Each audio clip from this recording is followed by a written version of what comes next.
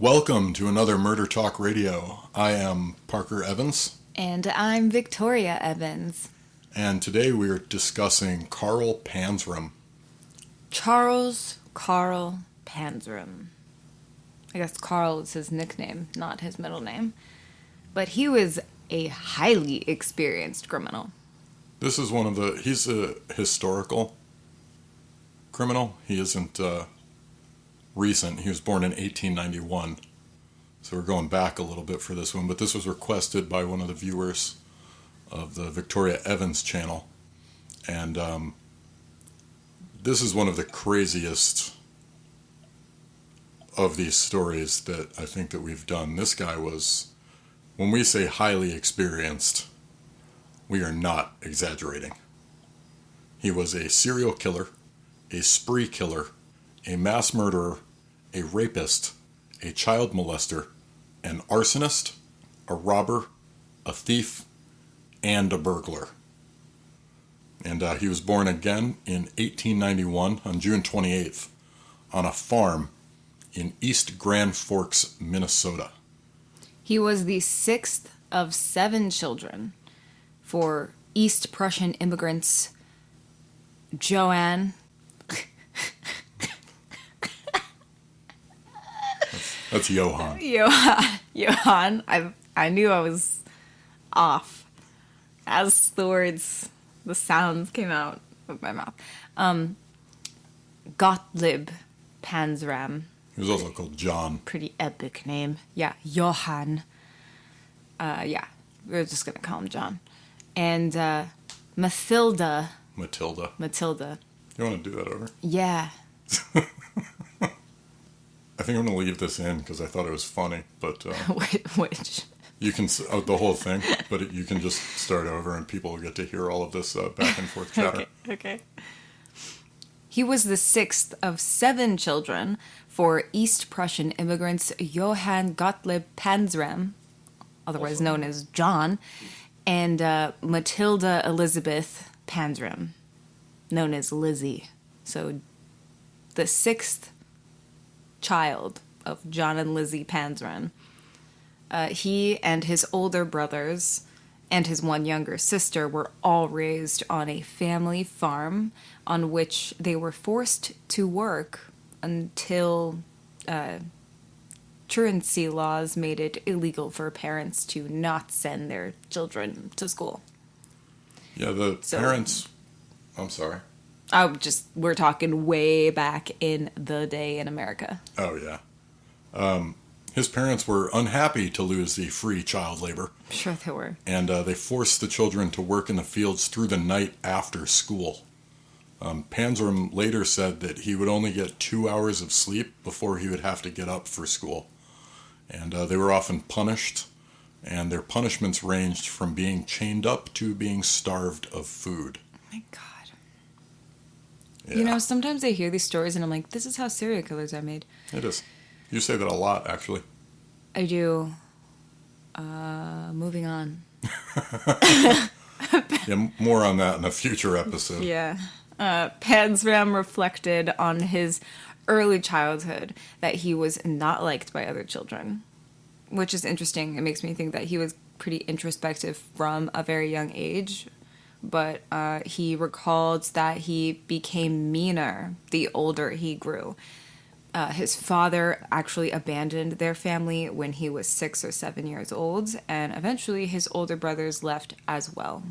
One of them died, actually. So rough life, rough upbringing. In prison confessions and also in his autobiography, Panzram confessed to 21 murders, only 5 of which could actually be corroborated by authorities. He's suspected of having killed more than 100 men in the United States alone, and he traveled extensively internationally, and he's also believed to have, at the very least, killed some in Portuguese Angola, in addition to a bunch of other countries, which we'll get to. Sorry. He also confessed to having committed more than 1,000 acts of rape against males of all ages. After a lifetime of crime, during which he served as many prison terms as he made escapes, which sounds impressive, but, you know. No, it's still impressive. It is impressive. Escaping prison is impressive, but the security is not what it is today. So I do think that it was easier to escape then. Yeah, but most criminals still didn't. Fair enough. It's not like 99% of criminals escaped. You're still talking about a very small number who were able to make that happen. Yeah. And not only did he make it happen, but, I guess I wrote that poorly because it wasn't exactly as many. Well, no, it was as many prison terms as he made escapes because, as we'll get into here in a minute, he escaped so many times that sometimes he was returned to prison just to continue a sentence he escaped from. So even though he died in prison, he still served as many prison terms as he made escapes. In fact, he may have made more escapes than he actually served prison terms. I want a number. He was executed by hanging in 1930 for the murder of a prison employee at Leavenworth Federal Prison. Panzram's criminal life began in 1899 at the ripe young age of just 8 years old when he was charged in juvenile court with being drunk and disorderly. 8. That really, when you see those photos go around on social media about the differences between kids back in the day versus today, because child labor was such a thing, you see this 8-year-old and he looks like he's 40, like he has a wife and 5 kids or something. That is what I think of when I think Carl Panzram, because 8-year-old being Carl going down to the bar. Yeah, exactly. After a hard day on the farm. Yeah, 2 hours of sleep, working on the farm, drunk and disorderly 8-year-old. Wild. In 1903, at age 11, he was arrested and jailed for being drunk and incorrigible, a term used to describe an offense committed by a juvenile that would not be considered a crime if they were an adult. Usually a repeat crime as well. For instance, age 8, drunk and disorderly, age 11, drunk, and then also this charge of being incorrigible. Not long after his second arrest, he stole some cake, apples, and a revolver from his neighbor's home. It's an interesting collection of items. Yeah, I feel like he was just there and he was hungry, and then he was like, oh, look, a gun. Yeah. Which kind of makes me sad because, like a young kid, I'm like, oh, give him the cake and the apples. But then he's stealing a gun and he apparently has a rap sheet at this point. So, yeah, I don't know. He's not off to a great start.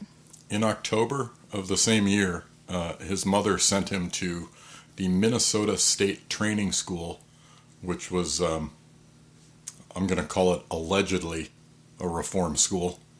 Because, according to his autobiography, he was repeatedly beaten, tortured, and raped by staff members in a workshop that the other children dubbed the paint shop, because the room was painted in their bruises and their blood. That is so disgusting and disturbing. Yeah, I hate anything that has to do with child abuse. There's a really unfortunate history of these reform schools that, as far as I know, continued up to the present day. There's... To this day, there are... In fact, I think Paris Hilton went to one of these places. Yep. But these schools for, troubled teens. Adam Egget. Did Adam Egget also go to one of those? Yeah. I have a friend who escaped from one of those. Good for them. Her escape is not a great story either, but she did leave. Anywho, Panzram hated the Minnesota State Training School so much that he decided he was going to burn it down. And he did on July 7th, 1905. Kind of can't blame him for that. In January 1906, he was paroled from the Red Wing Training School, where he had been sent after stealing money out of his mother's pocketbook. He is still a kid. Yeah.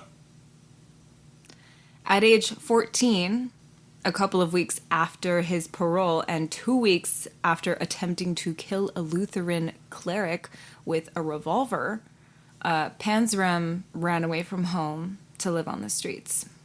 14 years old. He often traveled via train cars, and later recalled having been gang raped by a group of homeless men while doing so. He claimed that after escaping from a Montana State Reform School that he and a fellow escapee named James Benson committed a string of burglaries, robberies, and arsons throughout the Midwest until the pair split up. In 1907, at age 15, after getting drunk in a Montana saloon, Panzram enlisted in the United States Army and was assigned to the 6th Infantry Division at Fort William Henry Harrison. God, what was I doing at age 15? I was in high school as like a musical theater kid. Can't relate, man. Different times. Well, I certainly wasn't enlisting in the United States Army, but I was definitely starting to skip school and drink with my friends around that time. So a little bit. I didn't really start until like probably 16. I was got in a little more trouble then. I was like sneaking out of the house and stuff, but definitely not enlisting in the Army. No, it would be... After getting drunk at a saloon. Me and my friends were not drinking at a saloon. I had a friend that worked at a liquor store, like an older friend, and he was willing to sell me stuff without carding me. So I would go and I would buy whiskey and vodka and cigarettes and stuff and provide them to my friends. I lived in Abu Dhabi and could definitely not get alcohol because I didn't have any friends working at stores. It was like locals and stuff. Their parents had to get the alcohol. My dad had a big liquor cabinet, but I was always worried that he would notice me taking his stuff, so it was easier just to... I actually made the friend who worked at the liquor store specifically for that purpose. Smart. Anyway, getting back to Panzram, he struggled in the military, refusing to take orders from officers and being generally insubordinate. He was convicted of larceny for stealing $80 worth of supplies and served a prison sentence from 1908 to 1910 in the U.S. disciplinary barracks at Fort Leavenworth. I just wanted to point out how out of character that all seems from the Carl that we know. And by the way, $80 in 1908 is like $3,400, give or take, in today's money. So if $80 seemed like not a lot to be charged with stealing, it was a lot more than it sounds like.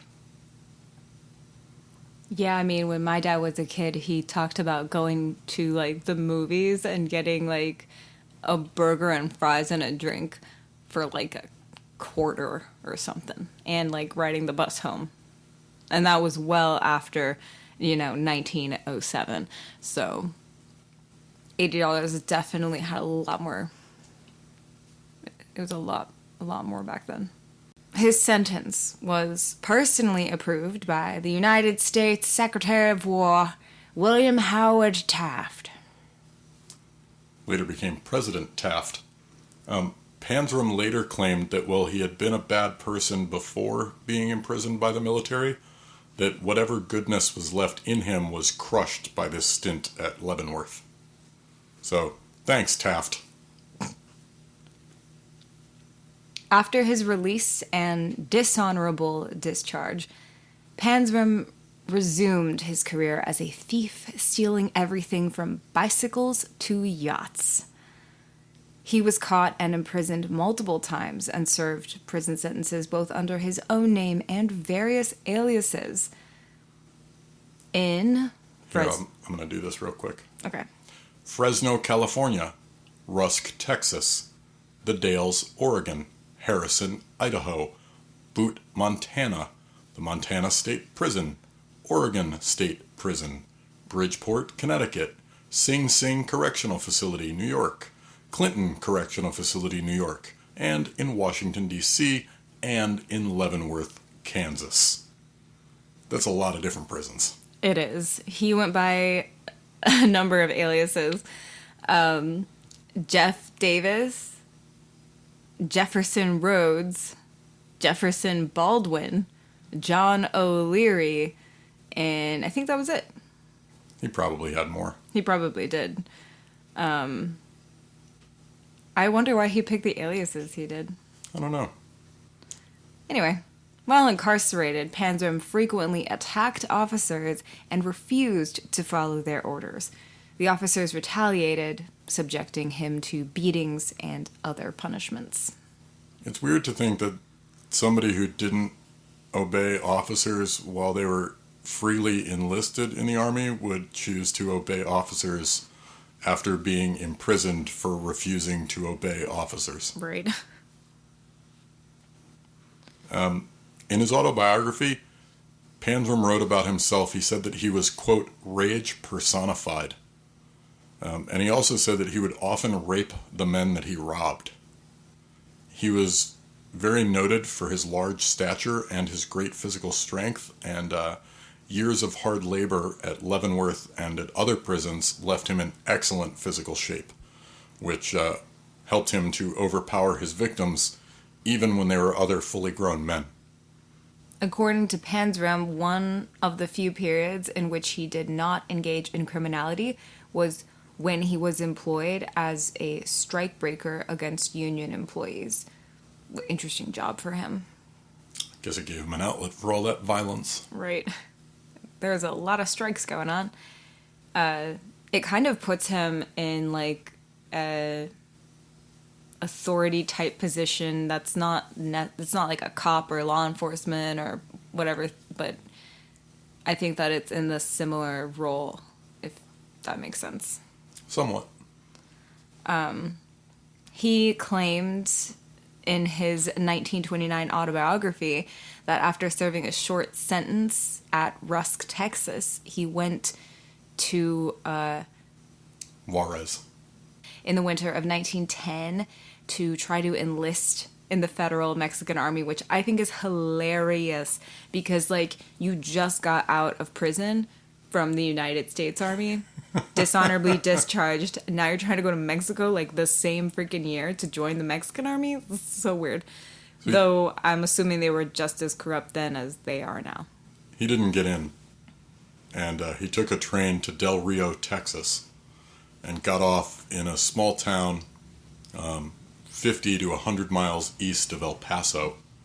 And he later claimed that he abducted, assaulted, and strangled a man about a mile from town and then robbed him of $35. It was about $1,100 as of 2023. So it'd be a little bit more now, but not a lot more.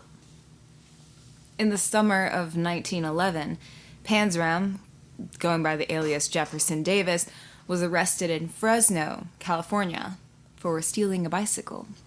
He was sentenced to 6 months in the county jail, but escaped after just 30 days. He claimed that after his escape, while riding a train boxcar in California, he disarmed an armed man. I mean, you can't disarm an unarmed man. Sure you can. By ripping his arm off. He disarmed an armed man. He either called a railway detective or a railway brakeman, whom he then forced to rape a homeless man at gunpoint and then threw them off the train. That is such a weird thing to do. This guy's whole story is crazy. Yeah, definitely. So then he makes his way to Oregon, and he gets a job as a logger. And in 1913, under the alias Jack Allen, he was arrested in the Dalles, Oregon for highway robbery, assault, and sodomy. And he broke out of jail there after 2 or 3 months. And while he was on the run, he started using the alias Jeff Davis. And then he was arrested in Harrison, Idaho, but again escaped from county jail. And then he was arrested in Chinook, Montana, under the alias Jefferson Davis. And he was sentenced to 1 year in prison to be served at the Montana State Prison. And then on April 27th, 1913, under the name Jefferson Davis, he was admitted to the state prison in Deer Lodge, Montana, which he escaped from November 13th the same year. Then he was arrested for burglary within a week. This time he was going by the name Jeff Rhodes in Three Forks, Montana. He was locked up again in Deer Lodge for another year. He claims that he committed sodomy while imprisoned, and he was released on March 3rd, 1915, with a new suit, $5, and a ticket to take him to the next town down the line. This is reminding me of... that reminds me of the song Black River Killer by Blitzen Trapper. They gave me $5 in a second-hand suit, a pistol and a hat, and a worn-out flute. This guy going, back to prison and getting released and going back to prison and just constantly committing crimes over and over again. Maybe that's who the song's about. Dunno. The devil works quick, it don't take long. So he rode the rails to Oregon, where on June 1st, 1915, he burgled a house in Astoria, where he was also arrested for attempting to fence some of the things he stole. This time under the alias Jeff Baldwin. He received a 7-year stint in the Oregon State Penitentiary in Salem, where he was taken on June 24th.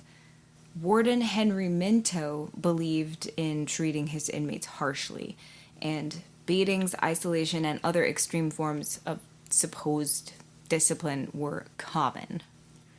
Later, Panzram swore that, quote, I would never do ... 7 years, and I defied the warden and all of his officers to make me.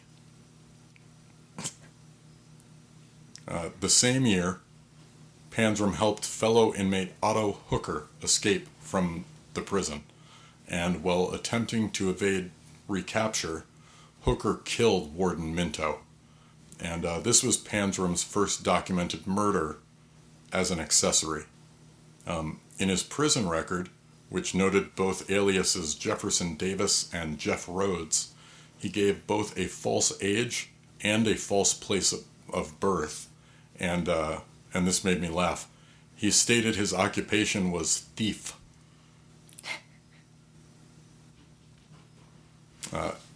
He was disciplined a lot at the Salem prison. He spent 61 days in solitary confinement before escaping on September 18th, 1917.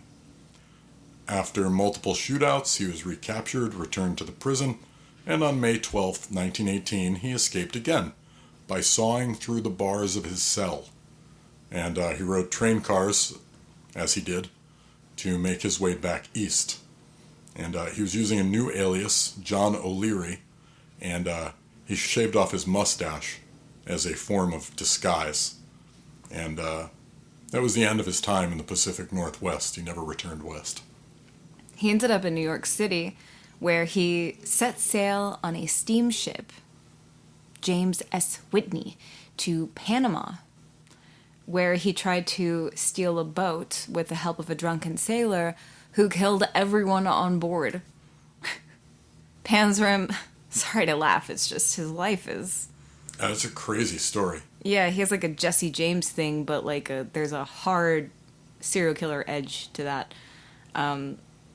A bit psychotic too. Panzram then traveled to Peru to work in a copper mine, which seems to be one of his first legit jobs since he was 8. He had that job as a logger. Oh yeah, that's true.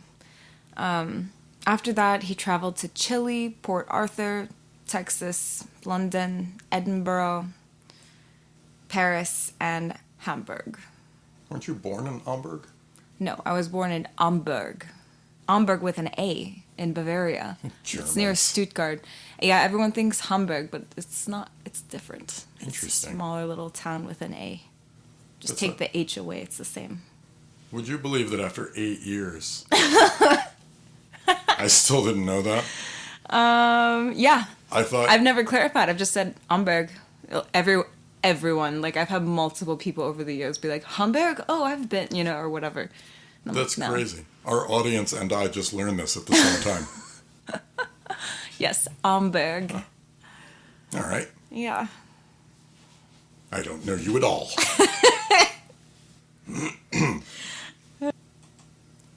So, in 1920, back in the United States, he committed a robbery at the Taft Mansion in New Haven, Connecticut, the residence of William Howard Taft, now 27th President of the United States. And Panzram actually specifically targeted Taft's mansion for revenge for sending him to Leavenworth. And he stole a large amount of jewelry, cash bonds, as well as Taft's Colt M1911 .45 caliber sidearm. And with the money from the Taft robbery, he bought a yacht, the Akista, and he went on a murder spree spanning nearly a decade across several countries. Sailing south to New York City from New Haven, he lured sailors away from port bars onto his yacht, got them drunk, raped them, and then murdered them with the sidearm that he stole from Taft. And he left their bodies near Execution Rocks Light in Long Island Sound. And he claimed that he killed 10 different men this way. He's a bit of a pirate. Those murders, the sailor murders, ended after he ran the Akista aground and sank it near Atlantic City, during which his last 2 potential victims escaped the yacht. And on October 1920, under the alias John O'Leary, he was arrested in Stamford, Connecticut for burglary and possession of a loaded gun. And in 1921, he served 6 months in jail in Bridgeport, Connecticut. Panzram caught a ship to southern Africa and landed in Luanda, the capital of the colonial Portuguese Angola. In 1921, he was foreman of an oil rig in Angola. He later burned it down out of spite. As he was wont to do. Yeah, his words, out of spite. You wouldn't want to get on his bad side.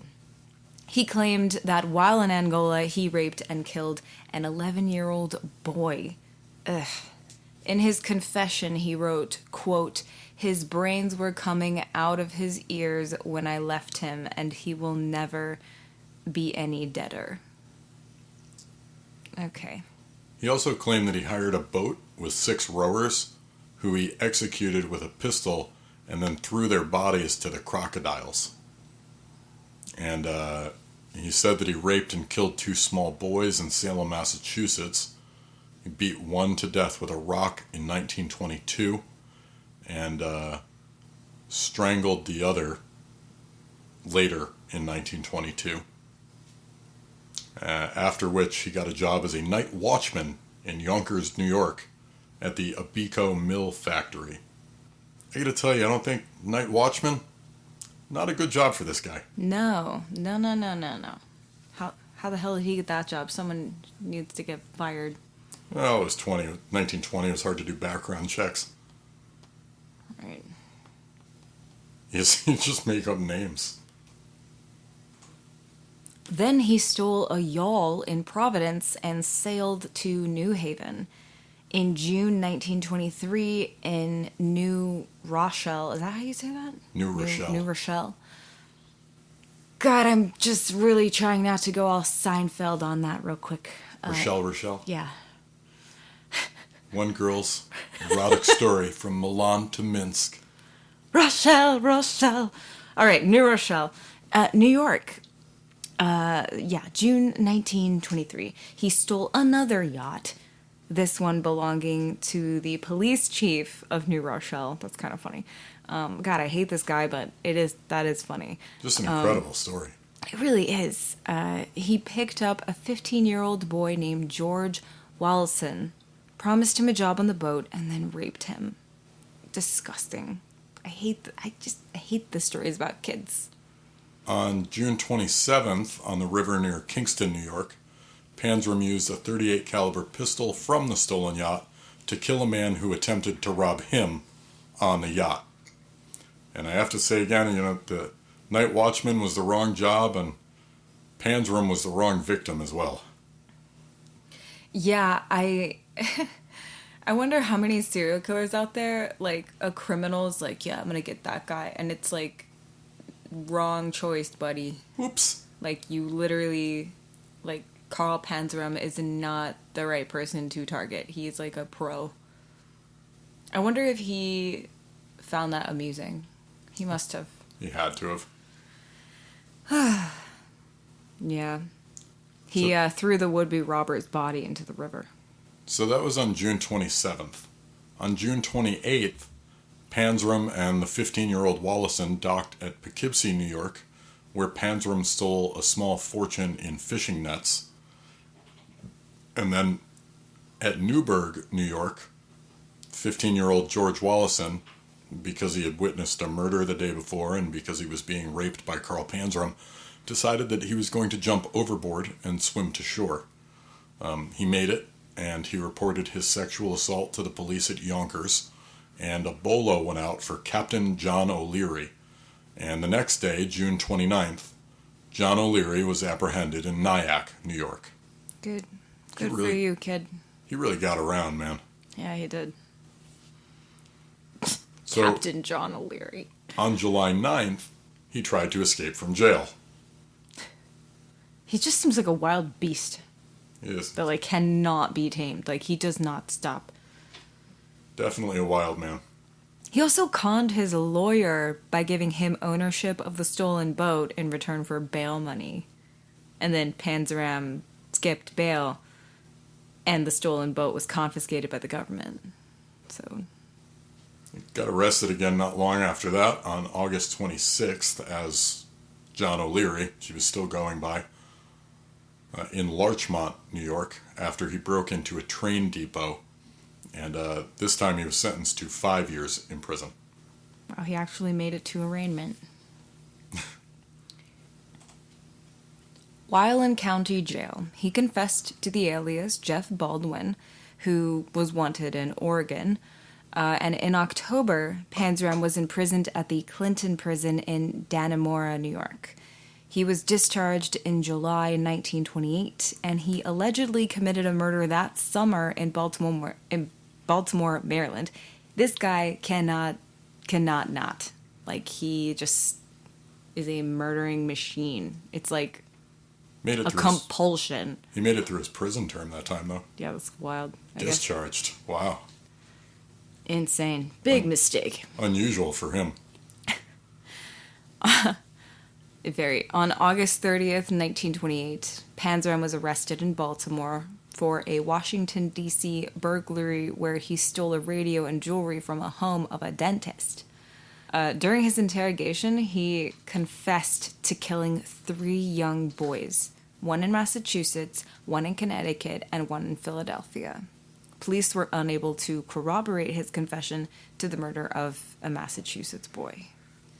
He later wrote that he had contemplated mass murders and other acts of mayhem, like poisoning a city's water supply with arsenic or scuttling a British warship in New York Harbor to provoke a war.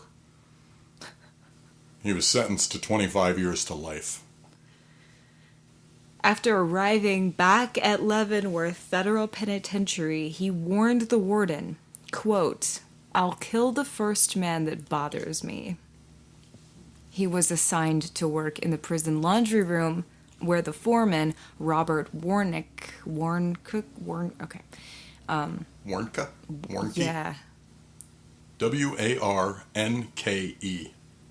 Warnke. Was known to bully and harass other prisoners. Warnke soon antagonized Panzram, despite Panzram repeatedly warning him and Panzram beat Warnke. I feel so weird saying his name, but he beat him to death with an iron bar. I think it's just got to be Warnk. Warnk, yeah. Just the E is silent or something. By the way, this made me wonder if the warden didn't like this guy. Because right. imagine you have this employee who is known to bully and harass other prisoners. And you have this meeting with a new prisoner, and the new prisoner says, "I'll kill the first man that bothers me." All right, I'm gonna put you with Robbie. I would not be surprised if that was the case at all. I wouldn't either. He was convicted and sentenced to death for this particular crime. He refused any and all appeals. And this made me laugh. In response to offers from death penalty activists to intervene on his behalf, he wrote, "The only thanks you and your kind will ever get from me for your efforts on my behalf is that I wish you all had one neck and that I had my hands on it." That makes me laugh so much because there are some people who absolutely do not deserve the death penalty. I will say that, and we all know it. Yeah, Carl Panzram was not one of them. Absolutely not one of them. And I cannot stand these freaking death penalty activists that are like, it's immoral. I'm like, you're immoral for trying to keep people like him alive.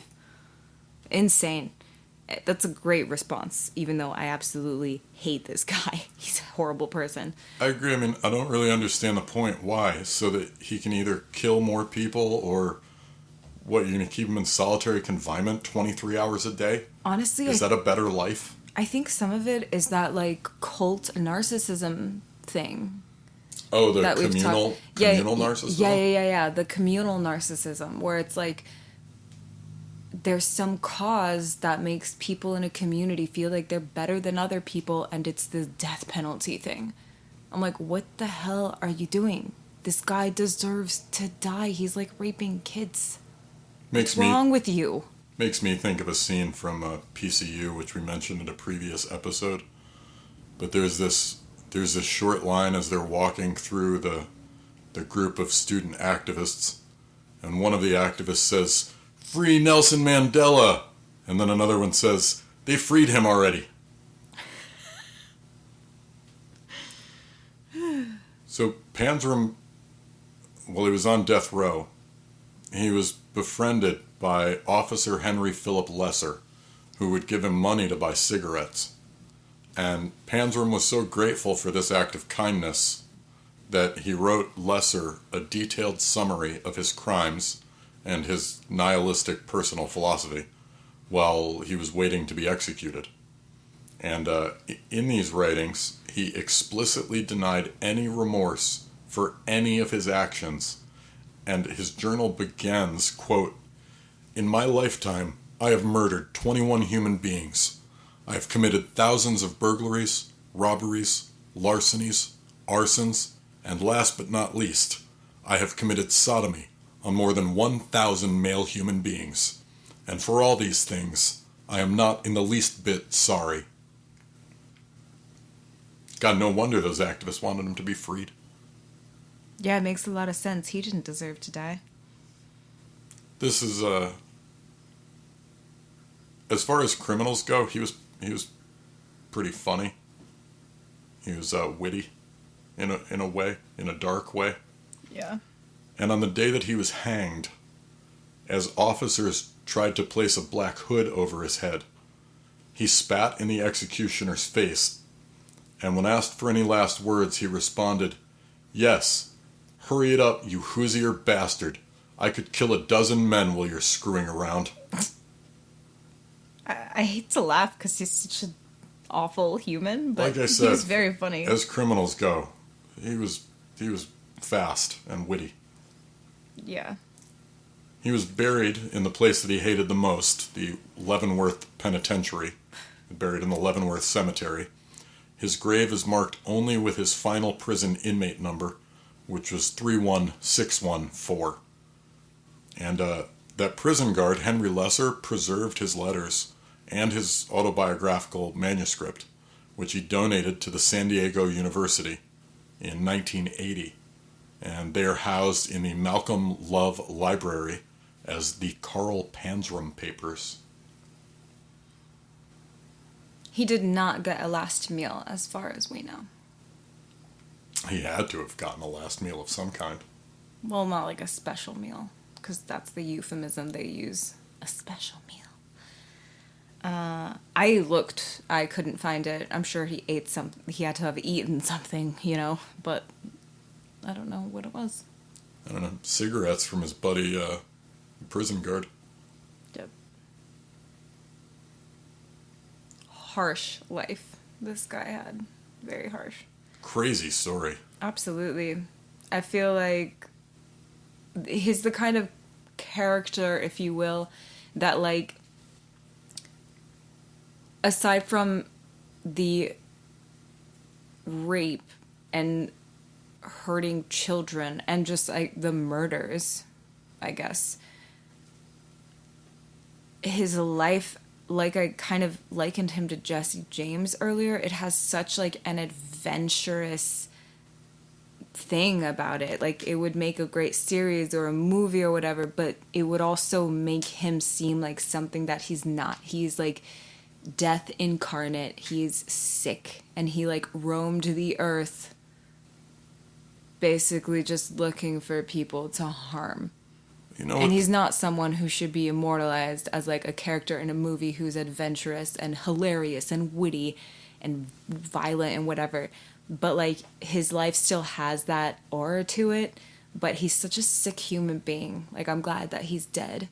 And, yeah, he left a horrible legacy. Well, not to suggest that it justifies it in any way, but, with the childhood that he had, I have to imagine it would be hard for him to hold any kind of special sentimentality for children. It's not like he was afforded any. He was getting drunk at age 8 when his parents were forcing him to work through the night on the farm before his 2-hour nap before they sent him off to school. Yeah, and I'm sure other kids were kind of experiencing the same thing. I feel like kids really didn't have childhoods then, if you will. A lot of them, at least. And, like, it was just a different time. So I'm sure, like, the view of children now is different than how people view children then. Yeah, I mean, it's like the era of kids getting black lung, working in coal mines, and being used as chimney sweeps. So you're definitely not wrong that a lot of kids didn't have what you and I would consider a childhood. No, there wasn't, like, protection of children. They were just kind of like, oh, you're strong enough to pick up a shovel, you're an adult now. Like, there was no view of children as children, it seemed. This was just, you may remember in a previous podcast, we talked about the history of age of consent laws. Mm-hmm. And this was literally just after. I mean, he was born right around the time that started to change. So, again, it just kind of goes to what I was saying of him personally not having any particular sentimentality for kids. Sad. It is. It's a crazy and fucked up story, but also a very sad life that Carl was subject to as a child. Yeah.